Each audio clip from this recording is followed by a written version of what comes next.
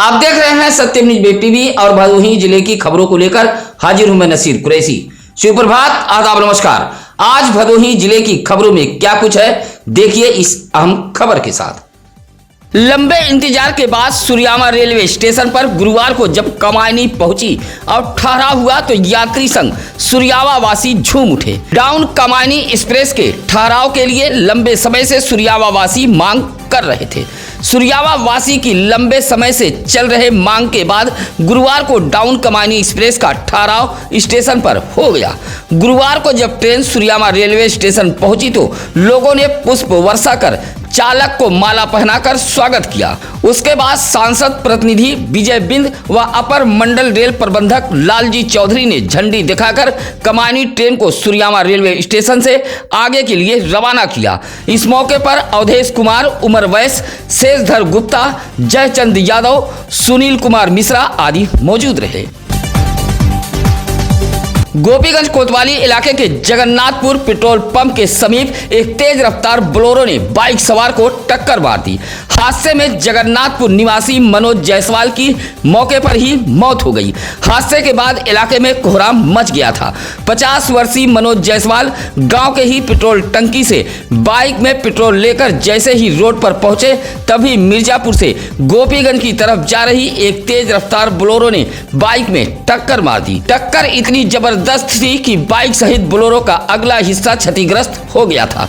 घायल मनोज जायसवाल को सीएससी गोपीगंज लाया गया, जहां डॉक्टरों ने मृत घोषित कर दिया।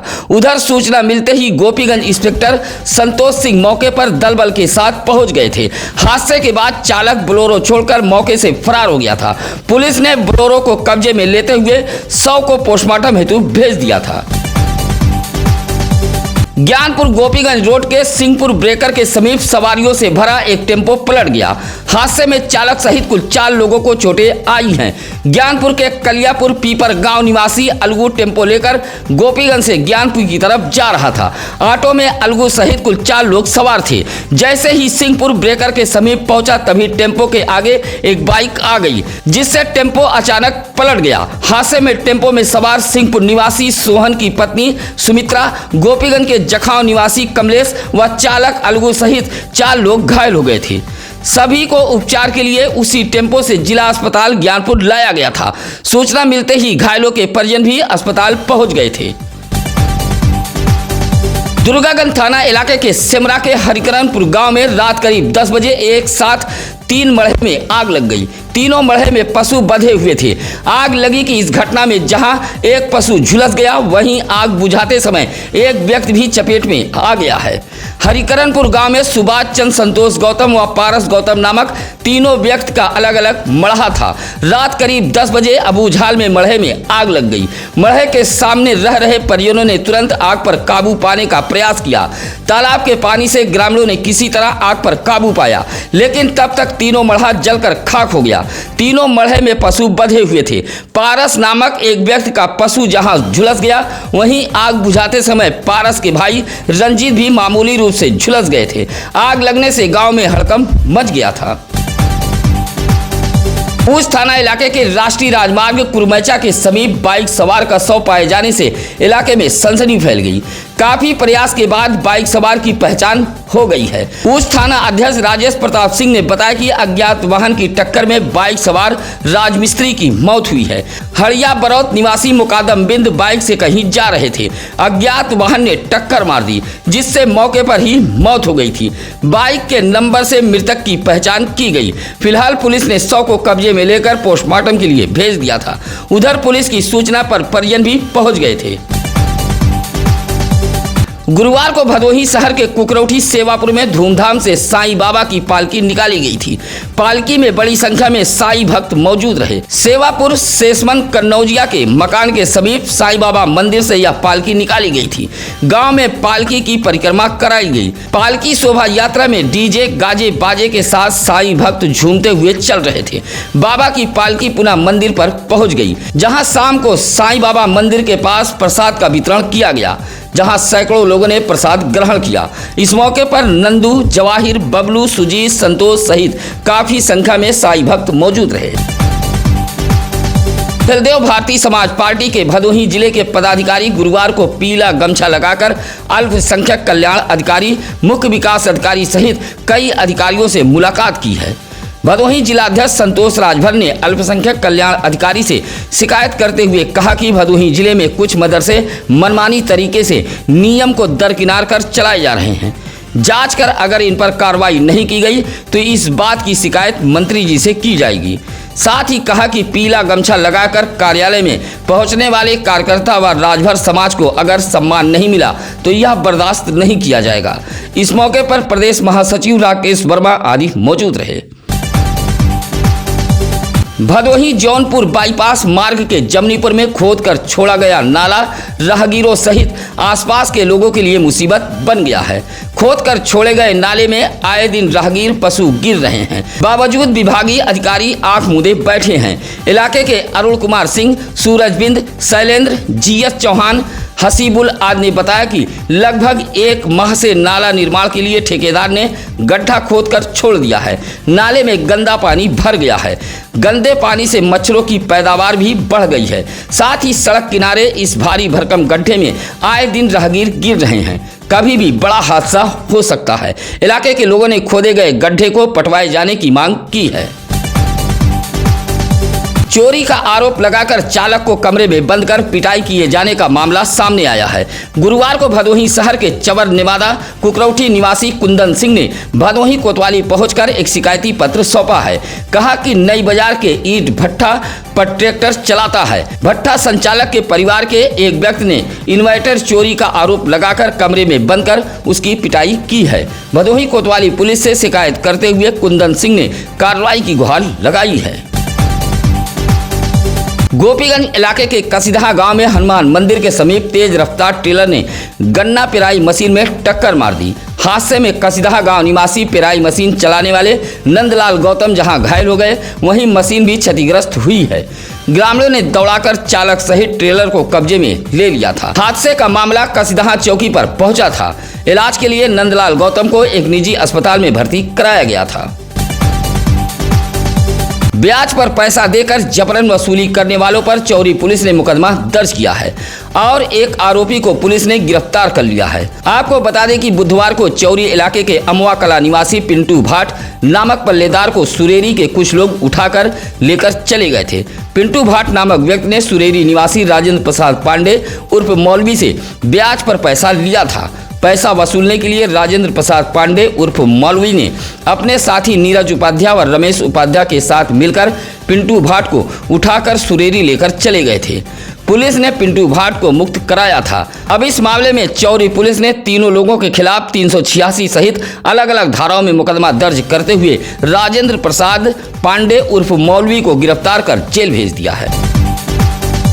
गोपीगंज नगर के मिर्जापुर रोड तुलसी सिनेमा हॉल तिराहे के पास एक लावारिस बाइक पाई गई है। सूचना पर डायल 112 के सुधीर दुबे व चालक रमेश बिंद मौके पर पहुंचे थे। लावारिस बाइक को कब्जे में लेकर कोतवाली पुलिस को सुपुर्द कर दिया गया। नंबर प्लेट के बाद बाइक मालिक की पहचान हुई। सूचना पर बाइक मालिक पहुंचा था।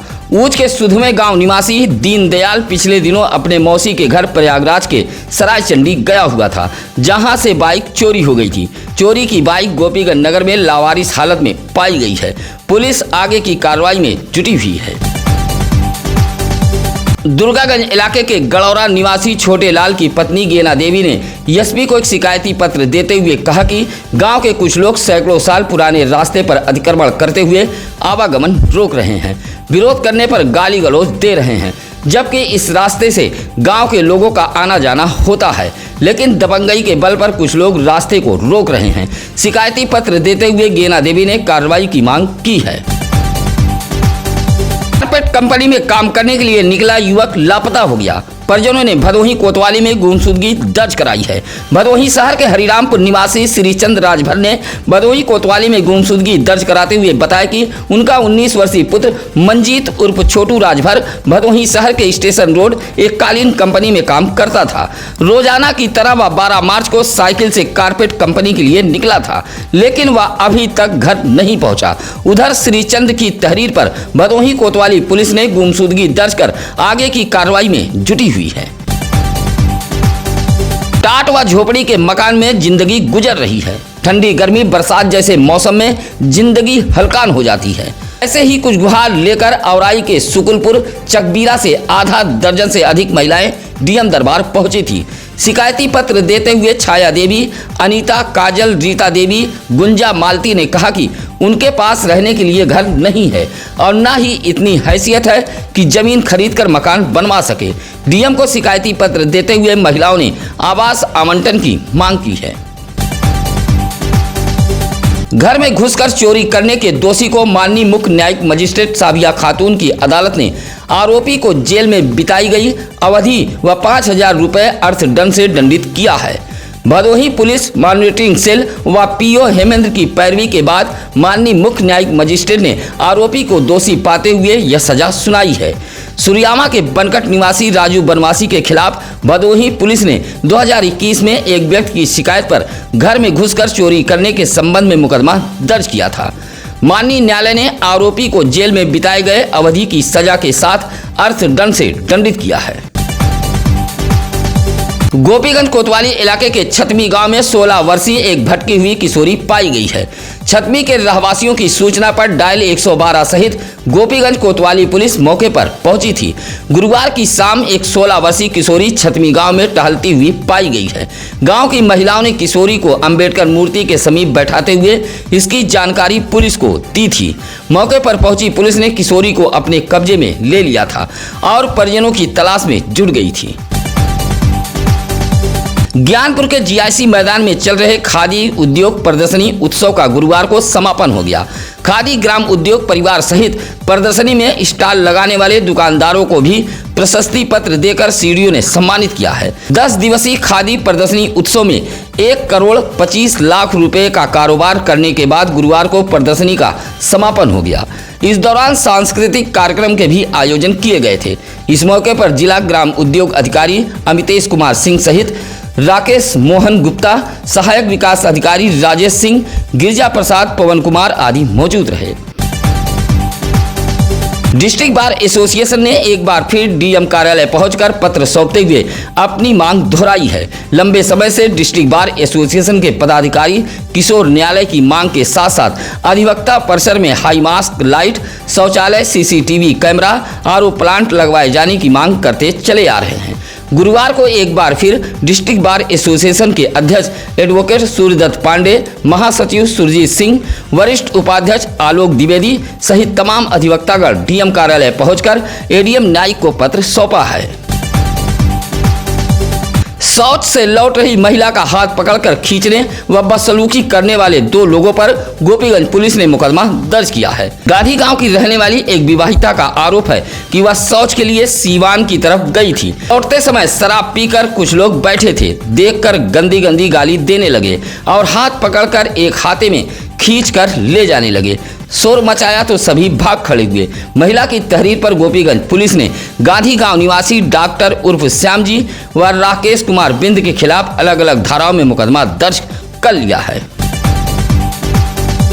भारतीय जनता पार्टी भदोही जिला कार्यालय सभागार में दिव्यांग प्रकोष्ठ जिला सम्मेलन कार्यक्रम का आयोजन किया गया था। भाजपा जिला अध्यक्ष दीपक मिश्रा की अध्यक्षता में आयोजित इस दिव्यांग सम्मेलन के मुख्य अतिथि काशी क्षेत्र दिव्यांग प्रकोष्ठ के संयोजक मदन मोहन वर्मा रहे। दिव्यांग प्रकोष्ठ के सम्मेलन को जिला पंचायत अध्यक्ष अनुरोध त्रिपाठी, औराई विधायक व पूर्व मंत्री दीनानाथ भास्कर, पूर्व जिला अध्यक्ष संतोष पांडे, दिव्यांग प्रकोष्ठ के जिला संयोजक रत्नेश्वर त्रिपाठी ने संबोधित किया। सम्मेलन में भदोही जिले के दूर दराज से दिव्यांग जन पहुंचे थे। अतिथियों ने दिव्यांग जन को संबोधित करते हुए कहा कि उनको हक व अधिकार भाजपा में मिल रहा है। कहा कि दिव्यांग प्रकोष्ठ आगामी लोकसभा चुनाव में बढ़ चढ़कर हिस्सा लेगा और मोदी सरकार के नारों को बुलंद करेगा।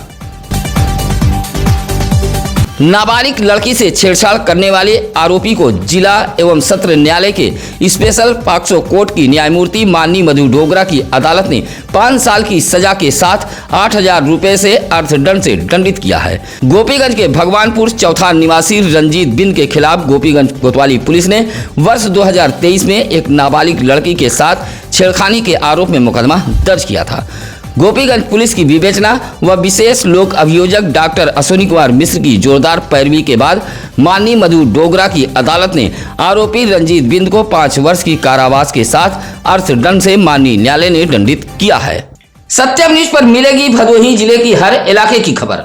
अगर आप सत्यम न्यूज पर अभी नए हैं तो भदोही जिले की खबरों को पाने के लिए चैनल को सब्सक्राइब जरूर कर लें। किसी भी खबर के लिए सत्यम न्यूज सिटी कार्यालय भदोही शहर के चौरी रोड बूढ़ा पट्टी में आकर मिल सकते हैं। इसी के साथ अब नसीर कुरैशी को दीजिए इजाजत। नमस्कार, आदाब। ताज़ा खबरों के लिए सत्यम न्यूज़ को सब्सक्राइब करें।